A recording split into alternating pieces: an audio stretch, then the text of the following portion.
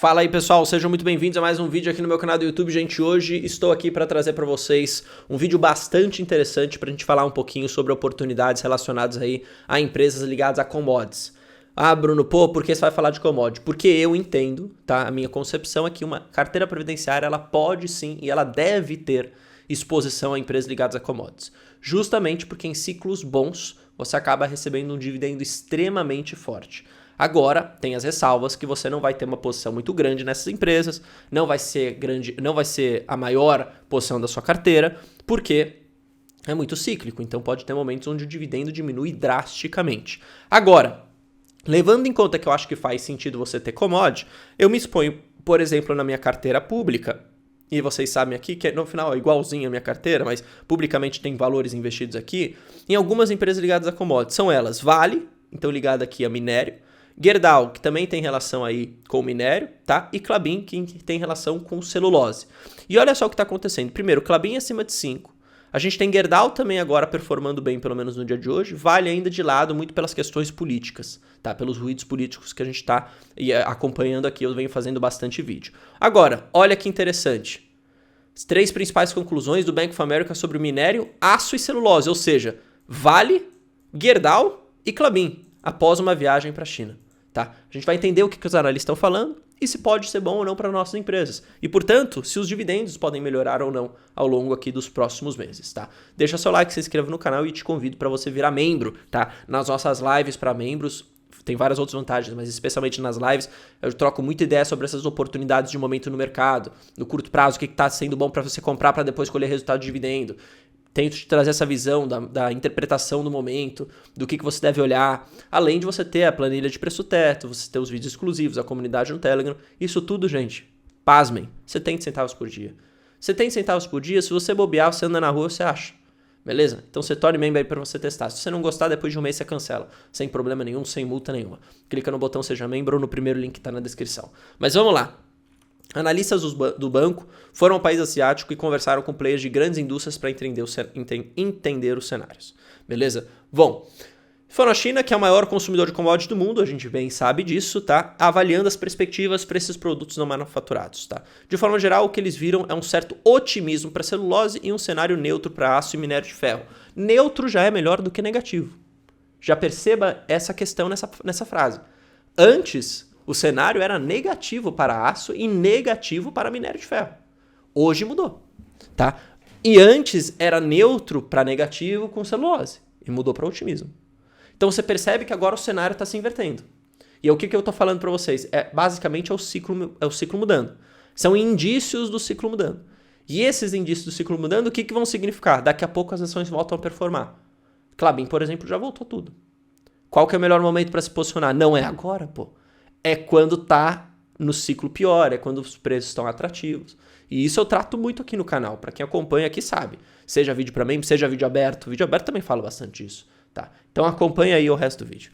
3 conclusões foram tiradas após o encontro. Primeiro, os mercados de celulose estão mais apertados do que os analistas do banco pensavam, apoiando os aumentos de preço da celulose. Gente, não é à toa. Olha aqui. Olha aqui. Não é à toa que a gente viu uma performance muito boa de Suzano e de Klabin. Vamos colocar aqui Suzano para comparar, para mostrar para vocês, ó. Aqui, ó. Olha no último mês. Olha como sobe Suzano, olha como sobe Klabin. Klabin sobe 11, Suzano sobe 11. Por quê? Porque estão ligados à celulose. Apesar de Suzano ser mais exposta à celulose e Klabin menos, Klabin acaba performando muito por conta da celulose. E por isso que eu gosto muito da Klabin. Porque quando a celulose está, e às vezes numa tendência de baixa, a Klabin sofre pra caramba como se toda a receita fosse impactada. Mas na verdade 30% da receita é impactada por isso. Tá? Por isso que eu gosto, é uma vantagem competitiva da empresa. Beleza? Então aqui, apoiando o aumento do preço da celulose, consequentemente melhora de receita para essas empresas, as ações já estão performando bem. Na China, o mercado imobiliário ainda enfrentará mais quedas, então por isso daqui que eles falam um pouco do cenário neutro para minério e para aço. Vamos lembrar que aço bastante usado aí no mercado imobiliário, minério usado para produzir o aço, portanto se o mercado imobiliário ainda está não tão aquecido e está ainda desaquecendo, a gente tem uma demanda menor, portanto condições piores aí para preço de minério e consequentemente produção e demanda por aço, tá? Só que de novo, muito desse pessimismo, na minha visão, já estava meio precificado, já se esperava. A queda já aconteceu. Vai cair um pouco mais? Vai, mas grande parte disso, que pegou todo mundo de surpresa, já aconteceu. Pode ser que a gente esteja chegando no piso, tá? Ou seja, no fundo aí, em termos de preço de commodity, tá?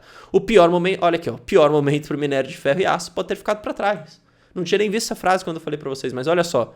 Ficou para trás. Por quê? Porque já chegou no fundo. Agora a tendência pode ser de subida. Ok? A tendência, na verdade, pode ser por maior demanda. Maior demanda, maior resultado para as empresas que exportam minério de ferro, caso da Vale, ou, tá? Caso da Gerdau, que produz aço, por exemplo, tá? Vamos tentar entender um pouco mais aqui, então. Relação à celulose, tá? Parecem concordar que a relação entre oferta e demanda parece mais apertada do que o esperado. Olha o que eles falam. Ouvimos de várias fontes que os estoques dos produtos de celulose nos portos da Europa estão baixos. Há uma forte demanda por celulose na Europa e na América do Norte, com os fabricantes de papel operando em altas taxas de operação. Perceba, a demanda está forte, oferta em baixa. O que acontece? Opa, preço sobe. Bom para as empresas exportadoras de celulose. Klabin, Suzano, beleza?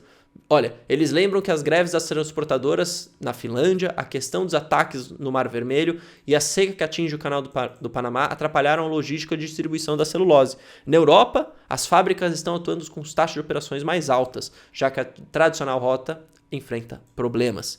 Os fatores, segundo eles, apoiam os recentes anúncios de aumento de preço.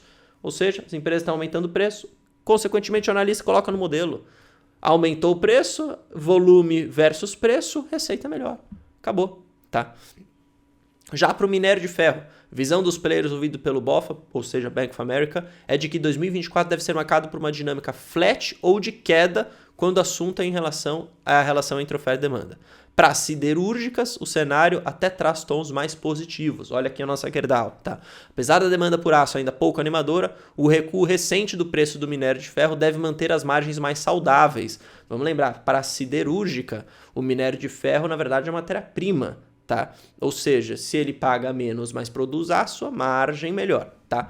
Fora isso, a maioria das produtoras de aço espera ver um aumento de demanda por infra no segundo semestre, com os estímulos da China e vê a política de estímulos para a renovação de equipamentos e eletrodomésticos como um gatilho para a melhoria da demanda à frente. Lembrando, tudo isso tem relação com aço, seja infra, seja parte de eletrodomésticos. E, vamos lembrar, ainda existem desafios, tá? Especialmente na economia chinesa, tá? Então vamos lembrar que o chinês também, como grande parte da poupança dele estava em imóveis, e os imóveis vêm caindo, vêm perdendo valor, eles também seguram um pouco de consumo. Segurar um pouco de consumo significa deixar de consumir, por exemplo, eletrodomésticos, mas, de novo, pode ter chegado no fundo do poço. Pode começar a melhorar agora. E essa melhora vai ser traduzida na melhora das ações. Portanto, a hora de comprar é agora, na minha visão. Tá. Quanto ao setor imobiliário, a visão captada pelo Banco Americano é de que ele deve enfrentar uma contração durante vários anos. Assim, o fundo ainda não foi atingido. Eu acho, para ser bem sincero, que a gente já está muito próximo do fundo. Alguns outros analistas, por exemplo, o analista aqui da Genial, e eu aqui para fazer o meu argumento, né, novamente, dado que apareceu uma frase contrária ao que eu estou falando para vocês aqui no vídeo. Existe uma tendência baixista do minério de ferro? Existe. É uma tendência mais tão forte de baixista quanto a gente já viu? Não. Ou seja, para mim isso é praticamente chegar no fundo. Se você tem ainda uma queda, mas é uma queda baixa projetada, é basicamente como se você estivesse no fundo, tá? De novo, existe desafios no mercado imobiliário chinês? Claro que existe. Mas aparentemente, tá? Aparentemente, muito daquela queda brusca que ninguém esperava já aconteceu. Tanto que todo mundo foi pego de surpresa. E agora ninguém mais está com essa surpresa. O pessoal fala, vai cair um pouquinho, vai ter uma contração. Beleza, mas não tá como estava antes. Minha visão, tá? Vocês podem falar que eu estou sendo extremamente otimista. Eu tento tentar ser um pouco mais otimista, porque senão eu não investiria nas empresas. Mas o fundo ainda não foi atingido, depende do que você chama de fundo aqui. Beleza? E obviamente estou tentando fazer essa comparação com o momento para comprar Vale, por exemplo. Tá? Que, de novo, acho que o preço talvez justifique o risco. A R$60, pelo amor de Deus, para mim, é uma compra praticamente óbvia. Às vezes, alguns analistas podem discordar comigo. Não sei se o analista genial, o Igor, meu amigo, vai estar vendo esse vídeo.